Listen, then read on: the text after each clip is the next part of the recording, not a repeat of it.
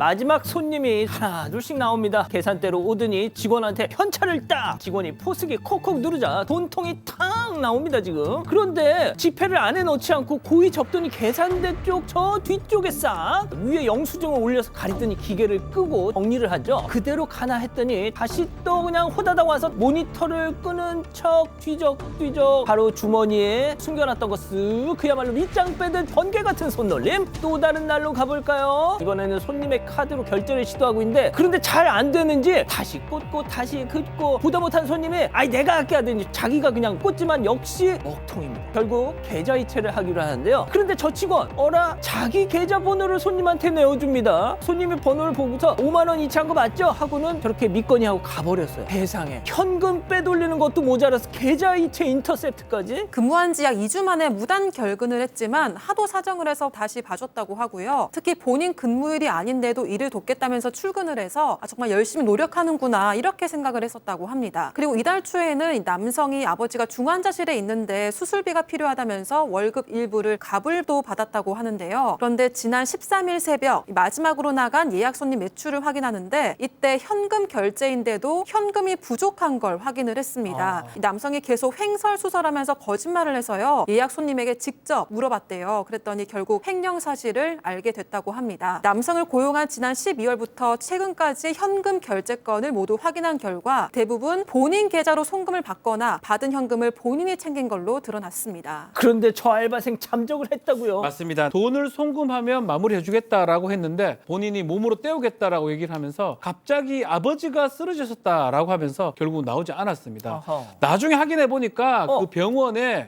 모든 게 거짓말이고 결국 갑을 해준 월급하고 횡령한 공금이 약 330만 원 정도 해당한다고 하고요. 이 사람 처음일까요? 아닙니다. 수차례 반복해서 가능성이 매우 높습니다. 아하.